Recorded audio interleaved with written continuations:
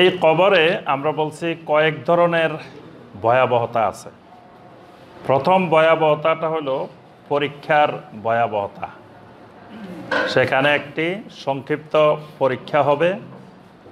পরীক্ষার প্রশ্নগুলো মোটামুটি আমরা সবাই জানি। বলেন তো দেখি কি কি প্রশ্ন? ওয়ামা নাবিয়ুকা না, ওয়ামান নাবিয়ুকা, মার রব্বুকা, ওয়ামা দীনুকা, ওয়ামান নাবিয়ুকা। ওয়ামান নাবিয়ুকা এই প্রশ্নটি আবার অন্য ভাষায়ও হইতে পারে। সেটা হলো মা হাজার রাজুল। এটা একই প্রশ্ন, দুইটা রূপ, দুইটা ভাষা। তো এখানে পরীক্ষাটার ভয়াবহতাটা এই জন্য, পরীক্ষা নেওয়ার জন্য যে ফেরেশতা দুজন আসবেন, এই দুইজনও ভয়াবহ ফেরেশতা। ওনাদের ডিপার্টমেন্টের নাম হলো ডিপার্টমেন্ট অফ মুনকার নাকির। মুনকার নাকির ডিপার্টমেন্ট থেকে তারা আসবেন।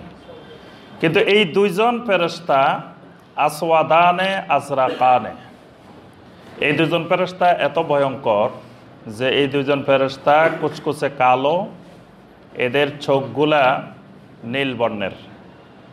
তা একজন কুচকুচে কালো নীল বর্ণের। আরও কবর হলো অন্ধকার।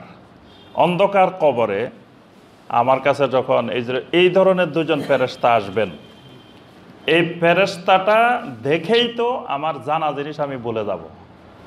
মানে এই ফেরেশতা দুইজন ভয়াবহ ফেরেশতা যারা পরীক্ষা নেওয়ার জন্য আসবেন। আবার এরা খালি আসবেন না, এদের হাতে কিন্তু একটা জিনিসও থাকবে। কি থাকবে? হাতুড়ি থাকবে একটা এদের হাতে।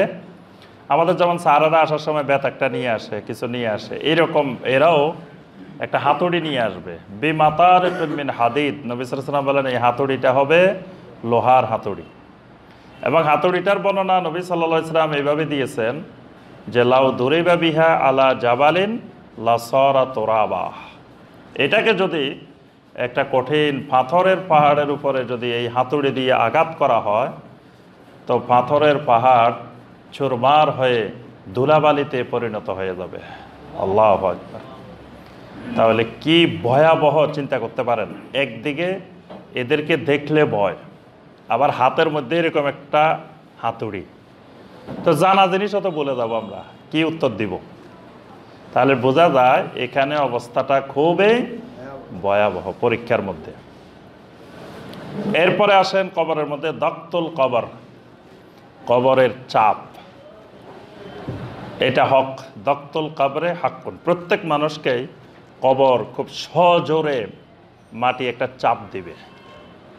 মানে মাটির ভিতরে কোনো জিনিস গেলে মাটির এটা অভ্যাস, মাটি প্রথমে চাপ দেয়।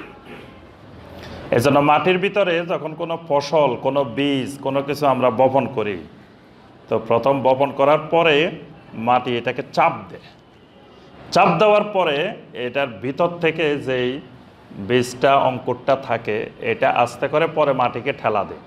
ঠেলা দিলে আল্লাহ সুবহানাহু ওয়া তাআলার হুকুমে মাটিটা নরম হয়ে এটাকে জায়গা করে দেয়। সুবহানাল্লাহ। তো এই মাটি তার ভিতরে যখন মানুষ ঢুকে, তখন কবর একটা সজোরে চাপ দিবে।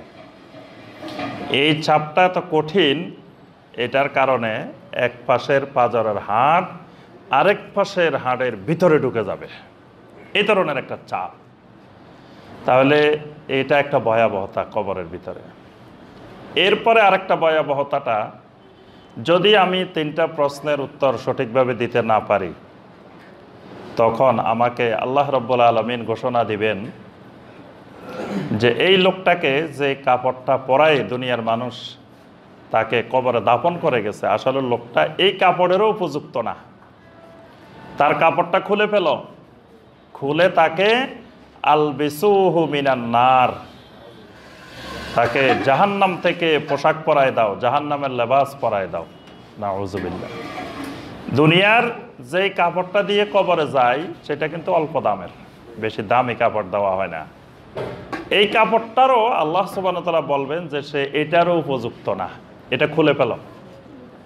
এটা খুলে জাহান্নাম থেকে কাপড় এনে জাহান্নামের কাপড় পরানো হবে। তারপরে আল্লাহ রাব্বুল আলামিন বলবেন তাকে মাটির মধ্যে না রেখে, সে মাটিতে শোয়ারও যোগ্য না, ফ্লোরে শোয়ারও যোগ্য না, তাকে আফরিশুহু মিনান নার, তাকে জাহান্নামের বিছানা এনে দাও। এরপরে আল্লাহ রাব্বুল আলামিন বলবেন, যেহেতু সে পরীক্ষায় ফেল, সুতরাং সামনে তার জন্য অপেক্ষা করতেছে জাহান্নাম। সুতরাং ওয়াফতাহু লাহু বাবান ইলান নার, এটা একটু এদিকে করে দেন অথবা ওইদিকে করে দেন, একটু সামনে। ওয়াফতাহু লাহু বাবান ইলান নার, জাহান্নামের দিকে তার জন্য একটা দরজা খুলে দাও, যেন জাহান্নামের মিন হাররিহা ওয়া সামুমিহা, জাহান্নামের উষ্ণতা, জাহান্নামের তিক্ততা, জাহান্নামের বিষাক্ততা সেই যেন কবরের থেকে উপলব্ধি করতে পারে। তাহলে এই একটা কঠিন ভয়াবহতাটা, আল্লাহ না করুন, আল্লাহ আমাদের সবাইকে এই কবরের 3 ধরনের ভয়াবহতা থেকে আল্লাহ আমাদেরকে হেফাজত করুন, আমিন। তাহলে প্রথম যে স্টেশন, এখানে কঠিন কঠিন ভয়াবহতাটা আছে।